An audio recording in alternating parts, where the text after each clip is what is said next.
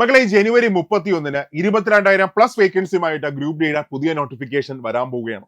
എനിക്കറിയാം ഇത് കേട്ടുകൊണ്ടിരിക്കുന്ന എല്ലാവരും ഈ ഗ്രൂപ്പ് ഡി നോട്ടിഫിക്കേഷന് അപ്ലൈ ചെയ്യും. കാരണം 22,000+ വേക്കൻസി എന്ന് പറഞ്ഞാൽ ഒരു ചെറിയ വേക്കൻസി അല്ല. അതായത് NTPC ഗ്രാജുവേറ്റും അണ്ടർ ഗ്രാജുവേറ്റും കൂടെ ചേർത്തെടുക്കുകയാണെങ്കിൽ 8,800 വേക്കൻസി വരുമ്പോൾ അതിന്റെ 3 മടങ്ങ് വേക്കൻസിയുമായിട്ടാണ് ഇപ്പൊ ഗ്രൂപ്പ് ഡി നോട്ടിഫിക്കേഷൻ വരുന്നത്. മാത്രമല്ല നമ്മൾ എഫേർട്ട് കൊടുത്താൽ ഉറപ്പായിട്ടും ക്രാക്ക് ചെയ്യാൻ പറ്റുന്ന ഒരു എക്സാം കൂടിയാണ് ഗ്രൂപ്പ് ഡി. അതായത് 1.5 മണിക്കൂർ നമുക്ക് എക്സാമിന് സമയം കിട്ടും. 10ാം ക്ലാസ് നിലവാരത്തിൽ മാത്രമേ ക്വസ്റ്റ്യൻസ് വരത്തുള്ളൂ. റീസണിങ് 30 ക്വസ്റ്റ്യൻസ് ഉണ്ട്, മാത്സ് 25 ക്വസ്റ്റ്യൻസ് ഉണ്ട്, സയൻസ് 25 ക്വസ്റ്റ്യൻസ് ഉണ്ട്, പിന്നെ കറണ്ട് അഫേഴ്സും GKയും കൂടെ ചേർത്തിട്ട് 20 ക്വസ്റ്റ്യൻസ് ഉണ്ട്. ഞാൻ ഒരു കാര്യം പറയാം, ഇപ്പൊ കഴിഞ്ഞ ഗ്രൂപ്പ് ഡി എക്സാം മൊത്തം നടന്നുകൊണ്ടിരിക്കുകയാണ്. പഠിച്ചിട്ട് പോയ ഒരു കുട്ടി, നന്നായിട്ട് പഠിച്ചിട്ട് പോയ ഒരു കുട്ടിയും വിഷമിച്ച് തിരിച്ചിറങ്ങിയിട്ടില്ല. അവരൊക്കെ നന്നായിട്ട് എക്സാം എഴുതി ജോലി കിട്ടുമെന്നുള്ള ഉറപ്പോടുകൂടി അവരടുത്ത് ഫിസിക്കലിന് വേണ്ടി അവരുടെ പ്രിപ്പറേഷൻ സ്റ്റാർട്ട് ചെയ്യണം. എന്ന് വെച്ചാൽ പഠിച്ചാൽ ജോലി കിട്ടുമെന്ന് ഉറപ്പുള്ള ഒരു നോട്ടിഫിക്കേഷൻ ആണ് ഗ്രൂപ്പ് ഡി. അപ്പൊ എനിക്കറിയാം നിങ്ങൾ എല്ലാവരും ഇത് ഉറപ്പായിട്ടും അപ്ലൈ ചെയ്യും. അപ്പൊ അപ്ലൈ ചെയ്യുമ്പോൾ നിങ്ങൾക്ക് ഒരു ഡൗട്ട് വരും, എന്താണ് ഈ ഗ്രൂപ്പ് ഡി ജോലി, ഏതൊക്കെ പോസ്റ്റുകളാണ് നോട്ടിഫിക്കേഷൻ വന്നേക്കുന്നത്, നമ്മൾ എല്ലാ പോസ്റ്റിലും കേരളത്തിൽ ജോലി കിട്ടുമോ, കേരളത്തിൽ ജോലി കിട്ടാൻ സാധ്യതയുള്ള പോസ്റ്റുകൾ ഏതെല്ലാം, അങ്ങനെ ഒരുപാട് ഡൗട്ട്സ് നിങ്ങൾക്ക് വരും.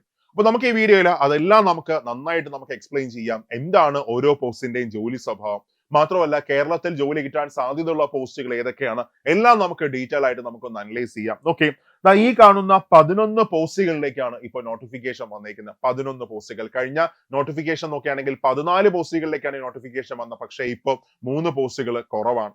അപ്പൊ നമ്മൾ ഡീറ്റെയിലേക്ക് പോകുമ്പോൾ ആദ്യം ഓരോന്നിന്റെയും ജോലി എന്താണെന്ന് നമുക്ക് ആദ്യം ഒന്ന് മനസ്സിലാക്കാം. ഫിഗർ വെച്ച് നമുക്കൊന്ന് എക്സ്പ്ലെയിൻ ചെയ്യാം. ഓക്കെ, അപ്പൊ അതിനൊന്ന് നോക്കാം. ഒന്നാമത്തേത് അസിസ്റ്റന്റ് ഓപ്പറേഷൻസ് ഇലക്ട്രിക്കൽ. എന്താണ് ജോലിയുടെ സ്വഭാവം? നിങ്ങൾ ഈ ഇമേജ് കാണുന്ന പോലെ തന്നെയാണ് ജോലിയുടെ സ്വഭാവം വരുന്നത്. ഇലക്ട്രിക് ലോക്കോയുടെ പ്രവർത്തനങ്ങൾക്ക് സഹായം നൽകുക, അതേപോലെ തന്നെ സ്വിച്ച്, പാനൽ, കൺട്രോൾ സംവിധാനങ്ങളുടെ പരിശോധന, പിന്നെ ഡ്രൈവർക്കും ടെക്നിക്കൽ സ്റ്റാഫിനും ഒക്കെ സഹായം കൊടുക്കുക. ഇതാണ് ജോലിയുടെ സ്വഭാവം വരുന്നത്. അത് കഴിഞ്ഞ രണ്ടാമത്തെ പോസ്റ്റ് നോക്കുകയാണെങ്കിൽ അസിസ്റ്റന്റ് ലോക്കോഷെഡ് ഇലക്ട്രിക്കലിന്റെ ജോലി സ്വഭാവം വരുന്നത് ഇലക്ട്രിക് ലോക്കോമോട്ടറുകളുടെ പരിപാലനം, അതേപോലെ തന്നെ അവയുടെ മോട്ടോർ, വയറിംഗ്, ബ്രേക്കിംഗ് സിസ്റ്റം എന്നിവയുടെ പരിശോധന. ഞാൻ അത് കഴിഞ്ഞ ഷെഡിൽ റിപ്പയർ, സർവീസ് ജോലികളൊക്കെ ചെയ്യുന്ന ഈ ആൾക്കാരാണ്. ഓക്കെ, അത് കഴിഞ്ഞ മൂന്നാമത്തെ പോസ്റ്റ് നോക്കുകയാണെങ്കിൽ assistant train lighting and air condition ആണ്. ആ പേര് കേൾക്കുമ്പോൾ തന്നെ അറിയാം, ട്രെയിനിലെ ലൈറ്റുകൾ, എയർ കണ്ടീഷൻ ഇതൊക്കെ പരിശോധിക്കുക.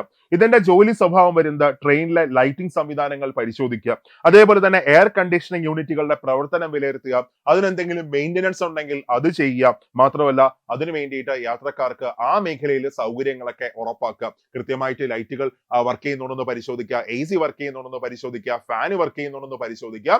ഇതൊക്കെ ഇവരുടെ ജോലിയാണ്. ഓക്കെ, അത് കഴിഞ്ഞ നെക്സ്റ്റ് പോസ്റ്റ് വരുന്നത് അസിസ്റ്റന്റ് ട്രാക്ഷൻ ഡിസ്ട്രിബ്യൂഷൻ.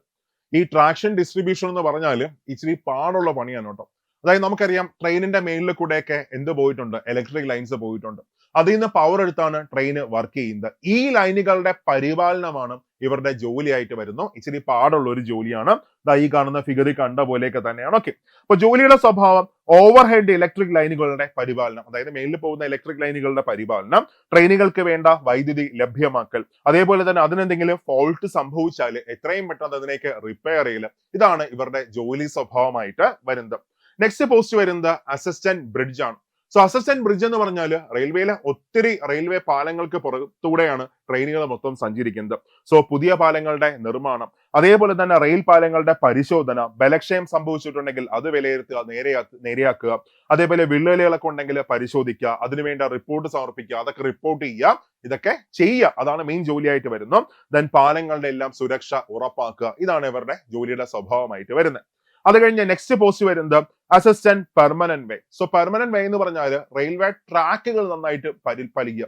റെയിൽവേ ട്രാക്കുകളുടെ എന്ന് വെച്ചാൽ റെയിൽവേ ട്രാക്കുകളുടെ പരിപാലനം, അതേപോലെ തന്നെ സ്ലീപ്പറുകൾ, ബല്ലാസ്റ്റ്, റെയിൽ അലൈൻമെന്റ് ഇതൊക്കെ ഉറപ്പാക്കുക. സുരക്ഷിതമായ ട്രെയിൻ ഓട്ടം ഉറപ്പാക്കുക. പ്രത്യേകിച്ച് ട്രാക്ക് മെയിൻ്റനൻസ് ആണ് വരുന്നത്. റെയിൽവേ ട്രാക്ക് എന്ത് ചെയ്യുക, നന്നായിട്ട് പരിപാലിക്കുക. അത് കഴിഞ്ഞ് നെക്സ്റ്റ് ജോലിയുടെ സ്വഭാവം വരുന്നത്, നെക്സ്റ്റ് പോസ്റ്റ് വരുന്നത് അസിസ്റ്റന്റ് ട്രാക്ക് മെഷീൻ. സോ ഈ ട്രാക്ക് മെഷീൻ എന്ന് പറഞ്ഞാൽ നിങ്ങൾ ഇതേപോലത്തെ ഒരു മെഷീൻ നിങ്ങൾ കണ്ടു കാണും. അതായത് ഇവിടെ കൊച്ചുവേളിയിൽ നിങ്ങൾക്ക് കാണാൻ പറ്റും, എറണാകുളത്ത് നിങ്ങൾക്ക് കാണാൻ പറ്റും. ഇതേപോലെ ഒരു ട്രാക്ക് മെഷീൻ നിങ്ങൾക്ക് കാണാൻ പറ്റും. ഈ ട്രാക്ക് മെഷീന്റെ ജോലി എന്ന് വെച്ചാൽ ഈ ട്രാക്ക് മെഷീൻ ആണ് നമ്മുടെ റെയിൽവേ ട്രാക്കിനകത്ത് നമ്മളെ മെറ്റലൊക്കെ ഇടത്തില്ലേ, ചല്ലികൾ, അതേപോലെ തന്നെ അതിനൊക്കെ ഫിക്സ് ചെയ്യുന്നത്, ബാക്കിയെല്ലാം ചെയ്യുന്നത് ഈ ട്രാക്ക് മെഷീൻ ആണ്. ഈ ട്രാക്ക് മെഷീന്റെ കൂടെ പോവുക, വേണ്ട കാര്യങ്ങളൊക്കെ ചെയ്യുക. ഇതാണ് ജോലിയുടെ സ്വഭാവം വരുന്നത്. ട്രാക്കിലെ ജോലിയാണ്. അത് കഴിഞ്ഞ നെക്സ്റ്റ് പോസ്റ്റ് ട്രാക്ക് മെയിൻ്റനർ ഏറ്റവും അധികം വേക്കൻസി ഉള്ള ഒരു പോസ്റ്റ് ആണ് ട്രാക്ക് മെയിൻ്റനർ. അപ്പോൾ ജോലിയുടെ സ്വഭാവം വരുന്നത് ട്രാക്കുകളുടെ പരിശോധന, അതേപോലെ തന്നെ എന്തെങ്കിലും തകരാറുണ്ടെങ്കിൽ ആ തകരാർ ഉടൻ പരിഹരിക്കുക. ദെൻ റെയിൽവേ സുരക്ഷയിൽ ഏറ്റവും നിർണായകപ്പെട്ട ഒരു പോസ്റ്റ് ആണ് ഈ ട്രാക്ക് മെയിൻ്റനർ ആയിട്ട് വരുന്നത്. നല്ല പാടുള്ള ഒരു ജോലിയാണ്. അത് കഴിഞ്ഞ next post assistant carriage and wagon. ഈ കാരേജ് എന്ന് പറഞ്ഞാലും നമ്മൾ പാസഞ്ചേഴ്സ് സഞ്ചരിക്കത്തില്ലേ ബോഗി, അതിനെയാണ് നമ്മൾ കാരേജ് എന്ന് പറയുന്നത്. എന്നാൽ വാഗൺ ആണെങ്കിൽ ഗുഡ്സ് കൊണ്ടുപോകുന്ന ബോഗി ഉണ്ടല്ലോ, അതിനെയാണ് നമ്മൾ വാഗൺ എന്ന് പറയുന്നത്. സോ ഇതിന്റെ പരിശോധന, അതേപോലെ തന്നെ ഇതിൽ എന്തെങ്കിലും പണി ഉണ്ടെങ്കിൽ അത് ചെയ്യുക, ഇതൊക്കെയാണ് ജോലിയുടെ സ്വഭാവമായിട്ട് വരുന്നത്. അപ്പൊ നെക്സ്റ്റ് പോസ്റ്റ് ഞാൻ പറഞ്ഞ പോലെ തന്നെ അസിസ്റ്റന്റ് കാരേജ് ആൻഡ് വേഗൻ, കോച്ചുകളുടെ വാഗണുകളെല്ലാം പരിശോധിക്കുക, അതിനുവേണ്ട അറ്റകുറ്റപ്പണികൾ ഉണ്ടെങ്കിൽ ചെയ്യുക, ബ്രേക്ക്, കപ്ലിങ്, ബോഗി ഇതൊക്കെ പരിശോധിക്കുക, അപകടങ്ങളൊക്കെ ഒഴിവാക്കാനായിട്ട് മാക്സിമം ശ്രമിക്കുക. ഇതാണ് ഇവരുടെ ജോലി സ്വഭാവമായിട്ട് വരുന്നത്. അത് കഴിഞ്ഞ നെക്സ്റ്റ് പോസ്റ്റ് പോയിന്റ്സ്മാൻ ആണ്. സോ പോയിന്റ്സ്മാന്റെ ജോലി സ്വഭാവം വന്നിട്ട് ട്രാക്ക് പോയിന്റുകൾ മാറ്റി ട്രെയിനിന്റെ പാത നിശ്ചയിക്കുക, സ്റ്റേഷൻ മാസ്റ്ററുടെ നിർദ്ദേശപ്രകാരം പ്രവർത്തിക്കുക, ദെൻ ട്രെയിൻ ഗതാഗത സുരക്ഷ ഉറപ്പാക്കുക. നമ്മളൊക്കെ പോകുമ്പോൾ ഈ ചില ആൾക്കാർ കൊടിയൊക്കെ വെച്ച് ഇങ്ങനെ നിൽക്കത്തില്ലേ, പച്ച അതേപോലെ തന്നെ ചുവപ്പ് അങ്ങനെയൊക്കെ കൊടികൾ വെച്ച് നിൽക്കത്തില്ലേ, ആ പോസ്റ്റ് ആണ് പോയിന്റ്സ്മാൻ എന്ന് പറയുന്നു. നല്ല പോസ്റ്റ് ആണ്, സ്ത്രീകൾക്കെല്ലാം അപ്ലൈ ചെയ്യാൻ പറ്റുന്ന നല്ലൊരു പോസ്റ്റ് ആണ് പോയിന്റ്സ്മാൻ എന്ന് പറയുന്നത്. ഇതാണ് പോയിന്റ്സ്മാന്റെ ജോലിയുടെ സ്വഭാവമായിട്ട് വരുന്നത്. അത് കഴിഞ്ഞ next post assistant signal and telecommunication. So signal and ടെലികമ്മ്യൂണിക്കേഷന്റെ ജോലി സ്വഭാവം വന്നിട്ട് സിഗ്നൽ സംവിധാനങ്ങളുടെ പരിപാലനം, അതേപോലെ തന്നെ ടെലികമ്മ്യൂണിക്കേഷൻ ഉപകരണങ്ങൾ അത് നന്നാക്കുക, അതേപോലെ തന്നെ അത് മെയിൻറ്റെയിൻ ചെയ്യുക, ദെൻ സുരക്ഷിതമായ ട്രെയിൻ നിയന്ത്രിക്കുക. ഇതൊക്കെ ആരുടെ ജോലിയാണ്? അസിസ്റ്റന്റ് സിഗ്നൽ ആൻഡ് ടെലികമ്മ്യൂണിക്കേഷൻ അവരുടെ ജോലിയാണ്. സോ ഇത്രയും പോസ്റ്റുകളിലേക്കാണ് ഇപ്പോ നോട്ടിഫിക്കേഷൻ വന്നേക്കുന്നത്. അതായത് 11 പോസ്റ്റുകളിലേക്ക് നോട്ടിഫിക്കേഷൻ വന്നിരിക്കുന്നു. അപ്പൊ അങ്ങനെയാണെങ്കിൽ എന്റെ ക്വസ്റ്റ്യൻ ഇതാണ്, കേരളത്തിൽ ജോലി കിട്ടാൻ സാധ്യതയുള്ള പോസ്റ്റുകൾ ഏതെല്ലാമാണ്? നമുക്ക് വേക്കൻസി വെച്ച് നമുക്കൊന്ന് ഡിസ്കസ് ചെയ്യാം. ഓക്കെ, ഇവിടെ ഒന്നാമതായിട്ട് നോക്കുക, ഫസ്റ്റ് അസിസ്റ്റന്റ് ഓപ്പറേഷൻസ് ഇലക്ട്രിക്കൽ. അപ്പൊ ഇവിടെ നമ്മൾ നോക്കുകയാണെങ്കിൽ ചെന്നൈ സോൺ നിങ്ങൾ വെക്കുകയാണെങ്കിൽ, ഞാനിപ്പോ എല്ലാം ചെന്നൈ സോൺ വെച്ചാണ് പറയുന്നത്. അതായത് കേരളത്തിൽ നോട്ടിഫിക്കേഷൻ എന്ന് വെച്ചാൽ അതിനകത്ത് തിരുവനന്തപുരം വരത്തില്ല, തിരുവനന്തപുരം RRB വരത്തില്ല. ഗ്രൂപ്പ് ഡിക്ക് എപ്പോഴും ചെന്നൈ ആയിരിക്കും നമുക്ക് വയ്ക്കാൻ പറ്റുന്നത്. അതായത് നമുക്ക് വയ്ക്കാൻ പറ്റുന്ന എങ്ങോട്ട് വേണോ വയ്ക്കാൻ പറ്റും, പക്ഷേ അതായത് കേരളം ഉൾപ്പെടെ വരുന്നത് എവിടെയായിരിക്കും? ചെന്നൈയിലായിരിക്കും വരുന്നത്. RRB ചെന്നൈയിലായിരിക്കും വരുന്നത്. അല്ലാതെ RRB തിരുവനന്തപുരം NDPC പോലെ ഉണ്ടായിരിക്കത്തില്ല. ഓക്കെ, ഒരു കൺഫ്യൂഷൻ പാടില്ല. അതായത് നമുക്ക് എവിടെ വേണോ വയ്ക്കാം, പക്ഷെ നമ്മൾ ഉൾപ്പെടുന്ന സോൺ ഏതാണ്? അത് RRB ചെന്നൈ സോൺ ആണ്. നമുക്ക് കേരളത്തിലൊക്കെ ജോലി കിട്ടണമെങ്കിൽ നമ്മൾ ചെന്നൈ സോണിൽ നമ്മൾ അപ്ലൈ ചെയ്യണം കേട്ടോ. ഓക്കെ, അപ്പൊ ഇവിടെ ഫസ്റ്റ് ഒന്നാമതായിട്ട് assistant operations electrical. So assistant operations electrical നോക്കുകയാണെങ്കിൽ സദേൺ റെയിൽവേയിൽ വേക്കൻസി ഇല്ല, 0 വേക്കൻസി ആണ്. അപ്പൊ അതുകൊണ്ട് തന്നെ അത് വച്ചിട്ട് കാര്യമില്ല, വേക്കൻസി ഇല്ല. പക്ഷേ അത് കേരളത്തിൽ ജോലി കിട്ടുമോ എന്ന് ചോദിച്ചാൽ കേരളത്തിൽ ജോലി കിട്ടും കേട്ടോ, അതിന് ബുദ്ധിയൊന്നും വരത്തില്ല. പക്ഷെ ഇവിടെ വേക്കൻസി ഇല്ല, വേക്കൻസി ഇല്ലാത്തതുകൊണ്ട് സാധ്യതയും കുറവായിരിക്കും. ഓക്കെ, അത് കഴിഞ്ഞ് രണ്ടാമത്തേത് assistant loco shed electrical. So assistant loco shed electrical department ആണ്. അവിടെ സദേൺ റെയിൽവേയിൽ നോക്കുകയാണെങ്കിൽ 13 വേക്കൻസിയാണ് ആകെ ഉള്ളത്. സോ ഇവിടെ കേരളത്തിൽ ഇലക്ട്രിക്കൽ ലോക്കോ ഷെഡ് ഇല്ലാത്തത് കൊണ്ട് തന്നെ നമുക്ക് ഇവിടെ ജോലി കിട്ടാനായിട്ട് സാധ്യത ഇല്ല. ഓക്കെ, അത് കഴിഞ്ഞ് നെക്സ്റ്റ് വരുന്നത് assistant train lighting and AC. Assistant train lighting and AC നോക്കുകയാണെങ്കിൽ സദേൺ റെയിൽവേയിൽ 37 വേക്കൻസി കിടപ്പുണ്ട്. അപ്പൊ അതുകൊണ്ട് തന്നെ കേരളത്തിലും ജോലി കിട്ടാൻ സാധ്യതയുണ്ട്. സോ ഈ പോസ്റ്റ് അപ്ലൈ ചെയ്താൽ നമുക്ക് കേരളത്തിലും ജോലി കിട്ടും. ഓക്കെ, അത് കഴിഞ്ഞ് നെക്സ്റ്റ് പോസ്റ്റ് വരുന്നത് assistant traction distribution. Assistant traction distribution നോക്കുകയാണെങ്കിൽ 43 വേക്കൻസിയാണ് സദേൺ റെയിൽവേയിൽ കിടക്കുന്നത്. സോ നമ്മൾ അപ്ലൈ ചെയ്താൽ കേരളത്തിൽ ജോലി കിട്ടും. ഓക്കെ, അത് കഴിഞ്ഞ് നെക്സ്റ്റ് പോസ്റ്റ് അസിസ്റ്റന്റ് ബ്രിഡ്ജ് ആണ്. അസിസ്റ്റന്റ് ബ്രിഡ്ജ് ഞാൻ നേരത്തെ പറഞ്ഞ പോലെ പാലങ്ങളുടെ നിർമ്മാണം, പരിപാലനം ഇതൊക്കെയാണ് വരുന്നത്. 19 വേക്കൻസി ഉണ്ട്. അത് നമുക്ക് കേരളത്തിൽ ജോലി കിട്ടാൻ സാധ്യതയുണ്ട്. ഓക്കെ, നെക്സ്റ്റ് വരുന്നത് assistant permanent way. So train പാടങ്ങളുടെ പരിപാലനം അതൊക്കെയാണ് വരുന്നത്. അപ്പൊ അവരുടെ 8 വേക്കൻസിയാണ് സദേൺ റെയിൽവേയിൽ കിടക്കുന്നത്. കേരളത്തിലും ആ പോസ്റ്റിൽ ജോലി കിട്ടും. അത് കഴിഞ്ഞ് assistant track machine. So track മെഷീനിൽ 24 വേക്കൻസി ഉണ്ട്. കേരളത്തിലും ജോലി കിട്ടാൻ സാധ്യതയുണ്ട് കേട്ടോ. കേരളത്തിലും ജോലി കിട്ടാം, അപ്ലൈ ചെയ്താലും കേരളത്തിലും ജോലി കിട്ടാം.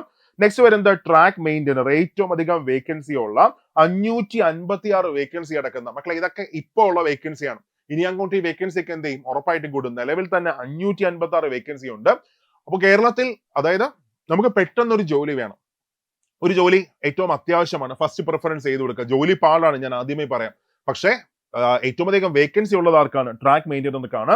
556 വേക്കൻസി കിടപ്പുണ്ട്. കേരളത്തിലും ജോലി കിട്ടും. ഓക്കെ, അത് കഴിഞ്ഞ് അസിസ്റ്റന്റ് കാരേജ് ആൻഡ് വേഗൻ. അവിടെ നോക്കുകയാണെങ്കിൽ 65 വേക്കൻസിയാണ് സദേൺ റെയിൽവേയിൽ വരുന്നത്. കേരളത്തിലും ജോലി അവിടെ കിട്ടാം. നെക്സ്റ്റ് വരുന്നത് പോയിന്റ്സ് മാൻ ആണ്. 241 വേക്കൻസിയാണ് പോയിന്റ്സ് മാൻ കിടക്കുന്നത്. കേരളത്തിൽ ജോലി കിട്ടാം. സ്ത്രീകൾക്കെല്ലാം അപേക്ഷിക്കാനായിട്ട് ഏറ്റവും നല്ല പോസ്റ്റ് ആണ് പോയിന്റ്സ് മാൻ. ധൈര്യമായിട്ട് അപ്ലൈ ചെയ്യാം. അത് കഴിഞ്ഞ് അസിസ്റ്റന്റ് സിഗ്നൽ ആൻഡ് ടെലികോം കേരളത്തിൽ സദേൺ റെയിൽവേയിൽ 30 വേക്കൻസി കിടപ്പുണ്ട്. അത് കേരളത്തിലെ ജോലി കിട്ടാൻ സാധ്യതയുള്ള ഒരു പോസ്റ്റ് ആണ്. ഓക്കെ, ഇവിടെ കേരളത്തിൽ ജോലി കിട്ടാൻ സാധ്യത കുറഞ്ഞ പോസ്റ്റുകളാണ് അല്ലെങ്കിൽ ഇല്ലാത്ത പോസ്റ്റുകളാണ്. ഒന്ന് അസിസ്റ്റന്റ് ലോക്കോ ഷെഡ്, കാരണം കേരളത്തിൽ ഇലക്ട്രിക്കൽ ലോക്കോ ഷെഡ് ഇല്ല. അത് കഴിഞ്ഞ് അസിസ്റ്റന്റ് ഓപ്പറേഷൻസ് സദേൺ റെയിൽവേയിൽ വേക്കൻസി ഒന്നും തന്നെ ഇല്ല. അപ്പൊ അതുകൊണ്ട് തന്നെ ഇത് രണ്ടും ഒഴിച്ച് ബാക്കിയെല്ലാം കേരളത്തിലും ജോലി കിട്ടാൻ സാധ്യത ഉള്ളതാണ്. ഓക്കെ, അപ്പൊ ഇവിടെ ഓരോ ഡിപ്പാർട്ട്മെന്റിലും പലതരത്തിലാണ് സർവിങ് വരുന്നത്. എന്ന് വെച്ചാൽ ഞാനിപ്പോ കഴിഞ്ഞ നോട്ടിഫിക്കേഷൻ എടുക്കുകയാണെങ്കിൽ ഞാൻ നിങ്ങൾക്ക് ഡീറ്റെയിൽ ആയിട്ട് പറഞ്ഞുതരാം. അതായത് ഓരോ പോസ്റ്റ് നമ്മൾ എടുക്കുകയാണെങ്കിൽ കഴിഞ്ഞ നോട്ടിഫിക്കേഷൻ വെച്ച് നമുക്കൊന്ന് അനലൈസ് ചെയ്യാം കേട്ടോ. ഓക്കെ, ഇപ്പൊ നോട്ടിഫിക്കേഷൻ വരുമ്പോഴും ഇതുപോലെ ഡീറ്റെയിൽ ആയിട്ടായിരിക്കും വരുന്നത്. ഒന്ന് assistant signal and telecom. So assistant signal and telecom അതിന് പ്രൊഡക്ഷൻ യൂണിറ്റ് ഉണ്ട്, അതേപോലെ തന്നെ സിഗ്നൽ യൂണിറ്റ് ഉണ്ട്, ട്രാക്കിലെ യോജന ഉണ്ട്, അതേപോലെ തന്നെ വർക്ക്ഷോപ്പും ഉണ്ട്. ഇവിടെ നമ്മൾ വർക്ക്ഷോപ്പ് ആണ് നമുക്ക് കിട്ടുന്നതെങ്കിൽ, ഓരോ പോസ്റ്റിന്റെയും വർക്ക്ഷോപ്പ് ആണ് കിട്ടുന്നതെങ്കിൽ അവിടെ നമുക്ക് കേരളത്തിൽ ജോലി കിട്ടത്തില്ല. അതിന്റെ റീസൺ കേരളത്തിൽ പ്രൊഡക്ഷൻ യൂണിറ്റുകളൊന്നും തന്നെ ഇല്ല. റെയിൽവേയുടെ സദേൺ റെയിൽവേയുടെ പ്രൊഡക്ഷൻ യൂണിറ്റുകൾ മുഴുവൻ വരുന്നത് തമിഴ്നാട്ടിലാണ് വരുന്നത്. ചെന്നൈ, കോയമ്പത്തൂർ, അവിടേക്കാണ്, സേലം, അവിടേക്കാണ് പ്രൊഡക്ഷൻ യൂണിറ്റുകൾ മൊത്തം വരുന്നത്. പക്ഷേ ട്രാക്കിലെ ജോലി ഉള്ളത് കൊണ്ട് തന്നെ ഞാൻ നേരത്തെ പറഞ്ഞ പോസ്റ്റുകൾക്കെല്ലാം കേരളത്തിലും കുറച്ചു കാലം കഴിഞ്ഞാലും ഇങ്ങോട്ട് നമുക്ക് വരാൻ പറ്റും, അല്ലെങ്കിൽ കേരളത്തിൽ തന്നെ ചിലപ്പോൾ ആദ്യം നമുക്ക് കിട്ടുകയും ചെയ്യും. അപ്പൊ അത്രയും പോസ്റ്റുകൾക്ക് നിങ്ങൾക്ക് പ്രയോറിറ്റി കൊടുക്കാം. ഓക്കെ, അപ്പൊ ഇനി നോട്ടിഫിക്കേഷൻ വന്ന ശേഷം ഞാൻ ഡീറ്റെയിൽ ആയിട്ട് പറഞ്ഞു തരാം. അവിടെ പ്രൊഡക്ഷൻ യൂണിറ്റിൽ എത്ര വേക്കൻസി ഉണ്ട്, ആർക്കൊക്കെ അപേക്ഷിക്കാൻ പറ്റും, ഏതൊക്കെ മെഡിക്കൽ ക്വാളിഫിക്കേഷൻ ഉള്ളവർക്ക് അപേക്ഷിക്കാൻ പറ്റും, അതെല്ലാം തന്നെ ഞാൻ നോട്ടിഫിക്കേഷൻ വന്നതിന് ശേഷം ഡീറ്റെയിൽ ആയിട്ടൊരു വീഡിയോ ഉറപ്പായിട്ടും ചെയ്യുന്നതായിരിക്കും. ഓക്കെ, അപ്പോൾ ഇപ്പോ എന്റെ ഉദ്ദേശം ശരിയാണെങ്കിൽ നിങ്ങൾക്ക് ഓരോ പോസ്റ്റിന്റെയും ജോലി സ്വഭാവം എന്താണെന്ന് വ്യക്തമായിട്ട് മനസ്സിലാക്കി കാണാം. അപ്പൊ ഇതൊക്കെ ഒന്ന് മനസ്സിലാക്കി വെച്ചേക്കുക. എന്നിട്ട് നിങ്ങൾക്ക് ഇഷ്ടമുള്ള പോസ്റ്റിന് ഫസ്റ്റ് പ്രിഫറൻസ് കൊടുത്ത് ഒന്ന് അപ്ലൈ ചെയ്തേക്കാം. ഓക്കെ, ഇനി ഒരു അടിപൊളി പ്രിപ്പറേഷൻ ആണ് നിങ്ങൾ ആഗ്രഹിക്കുന്നെങ്കിൽ നമ്മൾ സൂപ്പർ നോട്ട്സ് ഗ്രൂപ്പ് ഡിക്ക് വേണ്ടി ഒരു തകർപ്പൻ ബാച്ച് നമ്മളിപ്പോൾ സ്റ്റാർട്ട് ചെയ്തിട്ടുണ്ട്. അശ്വ എന്നാണ് ബാച്ചിന്റെ പേര് വരുന്നത്. സോ ജോയിൻ ചെയ്യാൻ ആഗ്രഹിക്കുന്നവരെല്ലാം വെറും 250 പേർക്ക് മാത്രമേ ജോയിൻ ചെയ്യാൻ പറ്റത്തുള്ളൂ. സോ ജോയിൻ ചെയ്യാൻ ആഗ്രഹിക്കുന്ന എല്ലാവരും എത്രയും പെട്ടെന്ന് തന്നെ ഈ നമ്പറിൽ കോൺടാക്ട് ചെയ്തോടാം. 8281223366 ആ നമ്പറിൽ കോൺടാക്ട് ചെയ്തോ, അല്ലെങ്കിൽ താഴെ ഒരു ഗൂഗിൾ ഫോം ഇട്ടേക്കാം. ആ ഗൂഗിൾ ഫോം നിങ്ങളൊന്ന് ഫില്ല് ചെയ്തോ. അപ്പോ നിങ്ങൾക്ക് എല്ലാം അറിഞ്ഞ് ബാച്ചിലേക്ക് നിങ്ങൾക്ക് ജോയിൻ ചെയ്യാനായിട്ട് പറ്റും. ഒരു 7 മാസം എന്നിട്ട് മാറ്റി വെച്ചോ. ഞാനിപ്പോ 24 മണിക്കൂറും പഠിക്കണമെന്നും പറയുന്നില്ല. ഗ്രൂപ്പ് ഡി ആണ്. എല്ലാ ദിവസവും ഒരു 3 മണിക്കൂർ അല്ലെങ്കിൽ 3.5 മണിക്കൂർ നിങ്ങൾ പഠിക്കാൻ തയ്യാറാണെങ്കിൽ ഉറപ്പായിട്ടും നിങ്ങൾക്ക് ഈ എക്സാമിനെ ക്രാക്ക് ചെയ്യാൻ പറ്റും.